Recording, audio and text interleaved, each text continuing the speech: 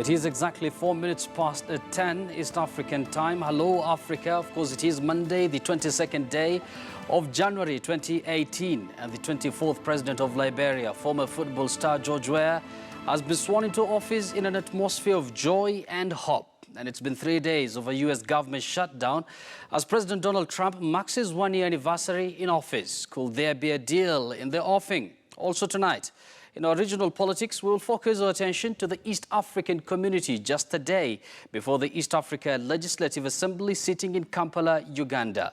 We have our correspondents spread across the region ready to give you a pulse of what's happening in their region. Of course, this is Bottomline Africa. My name is Yusuf Ibrahim, and tonight we have Professor Maurice Amutabi, who's a history scholar and a lecturer in studio. We also have Mr. John Gashie, who's a regional affairs analyst. We're going to talk matters East Africa community. What does the future hold for this economic bloc? We're going to discuss that tonight. But first, in the headlines tonight. For the first time in 74 years, Liberians out in numbers to witness the historic transition of power through democratically elected leaders. Both the government and the opposition in Zimbabwe are reaching out to international observers ahead of elections to be held this year. Makerere University honors one of Africa's controversial freedom icons and former South African First Lady with a Lifetime Achievement Award. And tonight, we take an inside look at the state of the East African community 18 years after the regional corporation was reborn.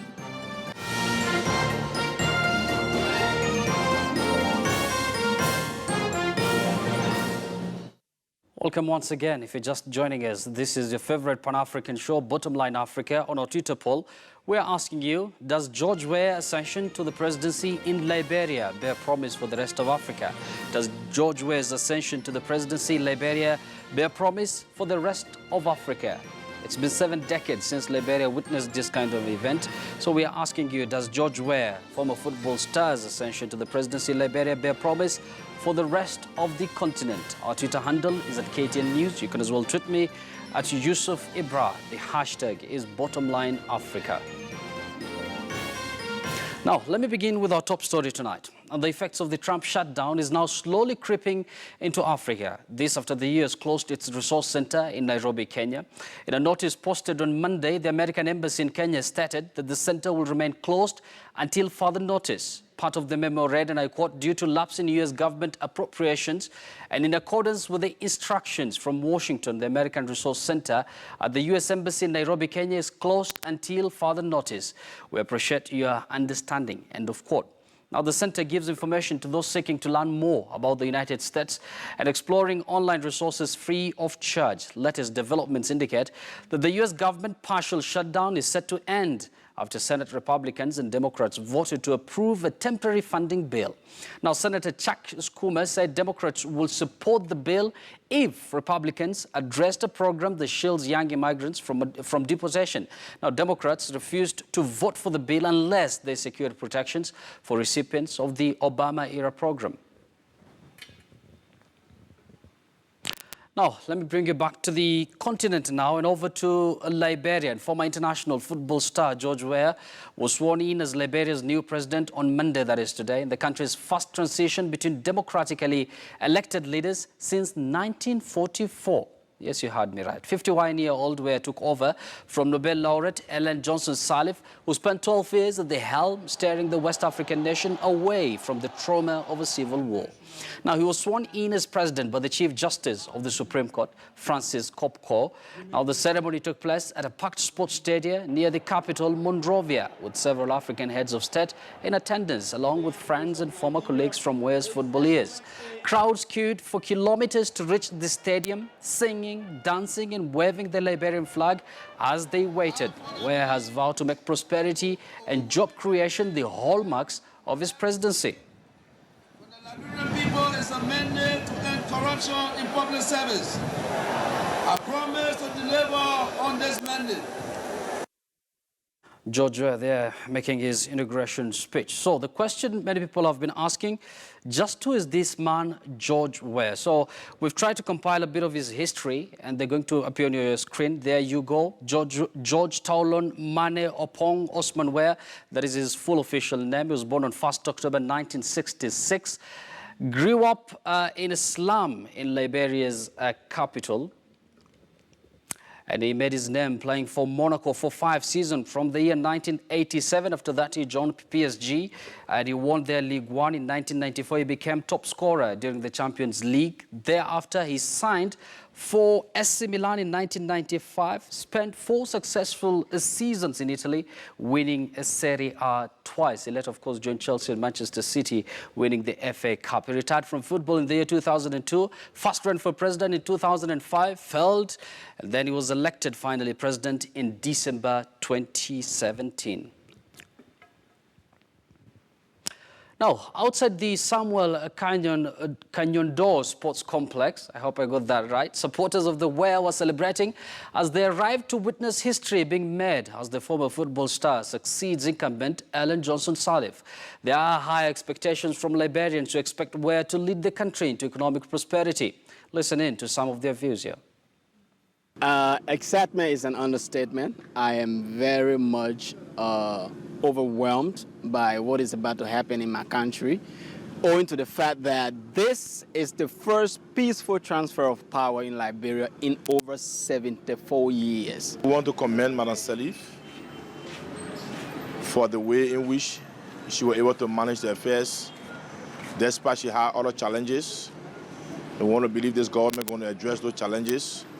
But the greatest thing that we're able to achieve is the peaceful manner in which our government will be transferred, our authority will be transferred to a son of this soil that the Liberian people overwhelmingly elected. It was not about any contact or any other thing I put in there, but it was because the love of the people and the common people that put in there. As he said, democracy and justice and power to the people, and much we must. So we believe that in his leadership there will be power for the people. I'm here because of my country. I know that he will do more for us.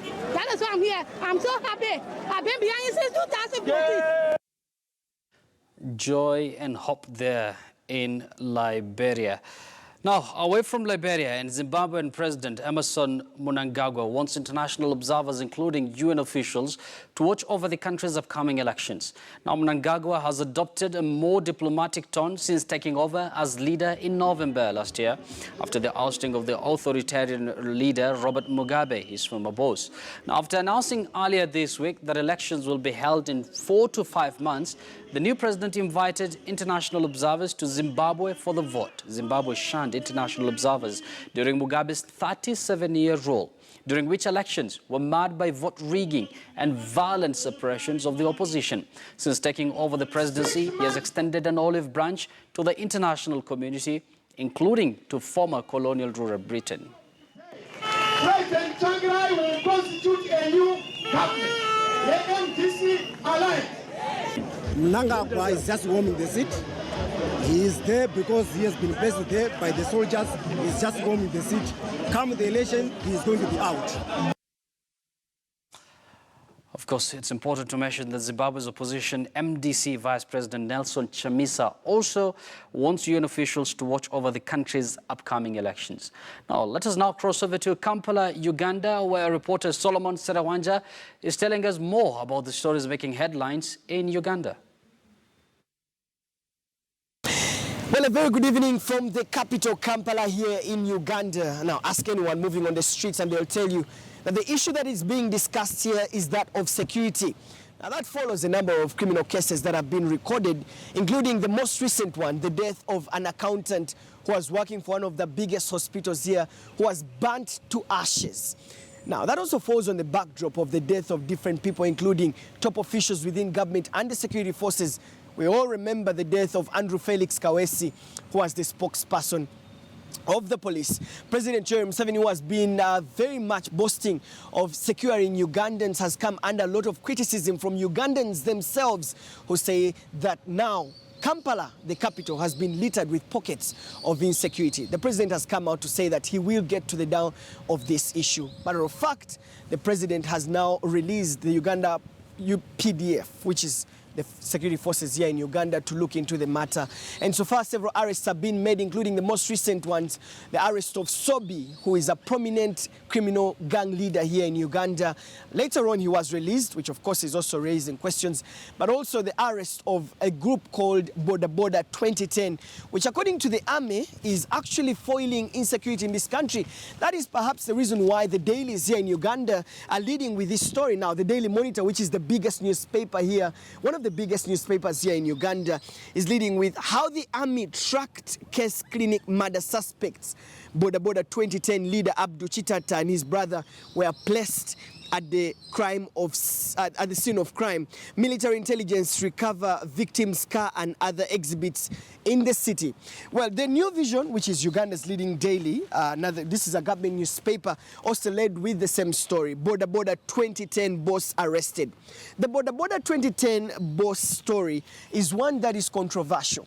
Now, this team has been very, very critical in the different rallies by the National Resistance Movement Party. We've seen these same people campaigning for President George Weah, but also most disturbing, they have been aiding the police in several operations. The same members of Boda Boda 2010 have been seen in different video clips beating up civilians when, of course, they are working along with the police. Now, this comes into the narrative that the president said that the police has been infiltrated by criminals. Question is, how safe are Ugandans? The president here is trying to put the UPDF, which is the country's army, to take charge of the security. Of course, the IGP General Kale Kaihura is on the spot for failing to maintain security of Ugandans. Well, that's the biggest story here in Uganda, and so we will keep tabs on it. Back to you, Yusuf. Thank you very much, Solomon Serawanja. Of course, that is our correspondent from Kampala, Uganda. And there are also cases of insecurity right here in Kenya's capital, Nairobi. Now, I'm sure there are also other big stories happening in Tanzania. Also from Dar es Salaam, our very own Rajabu Hassan has the latest on the news-making headlines. Then, of course, is going to speak in their national language, that is Swahili. Over to you, Rajabu. Taarifa kubwa inayovuma katika nchi ya Tanzania, taifa la Afrika ya Mashariki, ni uchaguzi mdogo wa marudio katika majimbo mawili, ambapo wabunge katika majimbo hayo walijivua wanachama na kuhamia CCM kwa madai kwamba wanaunga mkono juhudi za rais wa nchi hii, Rais Dr. John Pombe Magufuli, ambaye anaongoza chama cha CCM. Hata hivyo, chama cha demokrasia na maendeleo katika uchaguzi wa udiwani uliofanyika mwishoni mwa mwaka 2017, Chadema ilionekana kususia uchaguzi huo, wakiwa na madai ya msingi kwa nini walisusia uchaguzi wa udiwani uliofanyika mwishoni mwa mwaka 2017. Kwa tunaeleza masuala mengi sana wakati ule, kwamba kwenye uchaguzi wa 43 kulikuwa na uchafuzi mkubwa sana wa demokrasia. Hakuna mtu ambaye hajui watu wetu walipata wakati mapanga. Hakuna mtu ambaye hajui hilo. Mapanga ya hadharani. Na mpaka tunavyozungumza hapa, hakujawahi kuwa na taarifa yoyote ile ya kina kutoka mamlaka husika kwamba uchunguzi wa matukio haya ambayo yatokea sofa umefikia wapi. Hakuna mtu ambaye hajui mawakala wetu kwenye zile kata, kwa mfano kata zile 5 za kule Magharibi waliondolewa vituoni. Katika uchaguzi mdogo wa marudio wa majimbo mawili ambayo wabunge wake walijivua wanachama, chama cha demokrasia na maendeleo pamoja na Ukawa wamethibitisha kushiriki katika uchaguzi huu, ijapokuwa madai yao dhidi ya tume ya uchaguzi ya taifa NEC hayajafanyiwa kazi. Haki yetu ya msingi ambayo tulifikiri ingeweza kuamuliwa kupitia taratibu za kawaida kama hizi, ambapo watu tungekaa wakaamua kwamba jamani, kuna ukiukaji mkubwa hapa wa katiba ya nchi, kuna ukiukaji mkubwa wa sheria za nchi, kuna ukiukaji mkubwa wa kanuni, hata maadili ya uchaguzi ambayo tumejiwekea. Kwa sababu hakuona umuhimu, tukasema hiyo haki yetu, haki ya kushiriki uchaguzi ambao ni huru na haki, tutaidai kwenye uwanja wa mapambano. Tutaidai kwenye mikutano ya hadhara, tutaidai kwenye vituo vya kupigia kura siku ya kupiga kura. Lakini kama tuko kweli iliamua kwa dhati kabisa kwamba haki hiyo ambayo kimsingi ni haki ya mpiga kura inastahili kulindwa. Kuna chama kupitia nafasi yake kama mdau wa uchaguzi itafanya kadri inavyowezekana kulinda haki ya mpiga kura, ili hatimaye hiyo kura iheshimiwe na ihesabike kadri ambavyo itakuwa imepigwa kura. Msukumo nyuma ya uamuzi wa chama cha demokrasia na maendeleo pamoja na umoja wa Ukawa ni katika kile wanachokiamini kurudisha imani ya Watanzania katika kuamini kupiga kura. Rajabu Hassan, KTN News, Dar es Salaam. Asante sana Rajabu kwa hiyo taarifa. Of course, that was our correspondent from Dar es Salaam, Tanzania. Remember, we have our correspondents all across the region. We're going to deliver all the big stories on a daily basis right here on Bottomline Africa. Now, one of South Africa's renowned freedom icons, Winnie Mandela, will be celebrating her 82nd birthday later this year with an extra honor after being awarded a honorary doctorate degree by the Makerere University in Uganda. Now, the former wife to South Africa's first black president, Nelson Mandela, was awarded during Makerere's 68th graduation ceremony in Kampala. Winnie was awarded for her role in the struggle against apartheid in South Africa, highlighting the key role she played in the liberation of black South Africans. Our Kampala-based correspondent, Solomon Sirawanja, sat down with her niece, Gandhi Bai, who received the award on her behalf, alongside South African High Commissioner, Lekoa Soli Molo. He is part of the interview. Take a look. University honored Winnie Madikizela Mandela on its 68th ceremony, graduation ceremony here in the capital Kampala for her contribution in the fight against apartheid. Now, Winnie Mandela was very instrumental. She was side by side with Nelson Mandela, known for his fight against apartheid in South Africa. Winnie Mandela is not new to prizes. She was honored with the Lifetime Award by the African Union. Certainly her name will forever be remembered on the African continent. Unfortunately, she did not make it to Kampala, but what we know for sure, she was represented by her niece, and that is by Gandhi, who is here in Kampala. But also, we're joined by the ambassador of South Africa to Uganda, Professor, Major General, retired Lekoa Soli Molo, to just throw some light on this award, but also on the ongoing politics in the ANC. All right, many thanks for joining us. It's such an honor and pleasure to have you both. Thank you so much. Well, let me start off with you by, how is Mama Winnie Mandela? How is she? She's in good spirits. She's 83 years old this year. So, yeah. Okay. How did it feel to honor Winnie with a doctorate of laws from Makerere University? How did it feel? It was a great honor. I mean, Makerere is one of the oldest institutions on the continent, and with the likes of Julius Nyerere, who studied in this university or the institution, and scholars and writers, it was a great honor to actually be the first institution on the continent to honor her with a doctorate degree in laws. How significant was Winnie Mandela in the fight against apartheid? When you ask that question, I don't know whether to laugh or to cry.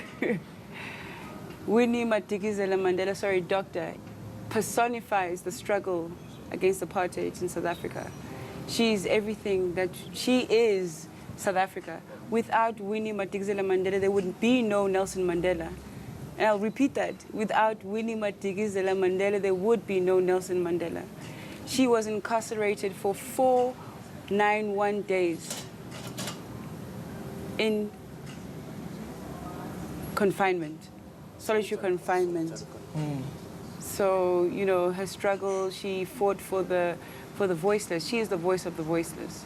Her house is open to everybody. We've been following closely the politics within the ANC, the current president, Ramaphosa, after, of course, the election, which was really neck to neck with Dlamini Zuma. What's the future of ANC in the hands of Ramaphosa? President Cyril Ramaphosa takes the leadership of the African National Congress in a different phase of struggle. It is no longer that ANC that was a liberation movement, but it is the governing party in South Africa. The expression of the electorate by the members of the African National Congress, by choosing the leadership that it has, it was an expression of confidence into a future. One of the things that if you ask some of the ANC supporters, they think that current president of ANC, Ramaphosa, will right the wrongs that President Zuma has left behind as president of the party. My brother, you know, I've just said the ANC is led by a collective. we have a collective leadership in the African National Congress. Cyril Ramaphosa takes over the ANC in a different time and space. Now, I cannot express here and personify the challenges that the country had and say, those are the Zuma challenges. No, they are not. Those are the challenges that the country faces, and Ramaphosa comes in as a leader that will lead, the confidence expressed in him. He's a leader that will take our country forward. And yes, indeed, those challenges that we learn from unemployment, building the economy, building the unity within the party, fighting corruption, and. Therefore, it is not Ramaphosa taking over to correct what Zuma did. No, Zuma has been the president of the African National Congress and the member of the ANC. The ANC is led by a collective. There's a new leadership. That collective will take the ANC forward. Master, the last question for me is, there's been push from several quarters for President Zuma to resign as president of South Africa because of some of the corruption scandals that have been highlighted by different people in South Africa. And that pressure is continuously building. Do you think that President Zuma should be held accountable for the wrongs that he did? My brother, I think the ANC must be allowed to run itself as the collective. I know there's so many in the agendas that have been smuggled in through the media. The media is a very powerful institution. To say, you know, before the January 8th statement, the birth of the ANC, there was a lot in the media that says the new National Executive Committee of the ANC is meeting, and therefore in the agenda is that Zuma must be recalled. And that was not in the agenda, because that NEC met to ratify a collective voice that was going to express itself on the 8th of January, the birth of the ANC. There's always been the voice that says, yeah, they are meeting to recall Zuma. Can we allow the space to this newly elected leadership to make a reflection and take our country forward? And I think there's a consensus that we need to reach. Let us not be governed by expectations, but the reality of the agenda that governs South Africa. And I think that is the current reality that we're in. When that time comes, if there is any feeling of recalling anybody, you will know about it. But let not smuggle agendas that are not there before that. Master Damono, thank you so much for speaking to us. And of course, thank you very, very much. By Gandhi, the needs to Winnie Madikizela Mandela. Doctor. Doctor. Winnie, now doctor. Yes. And Thank you very much once again, Solomon, for that interview. And just a reminder of our Twitter poll tonight, we did ask you earlier, does George Weah's ascension to the presidency in Liberia bear promise for the rest of Africa? Does George Weah's ascension to the presidency in Liberia bear promise for the rest of Africa?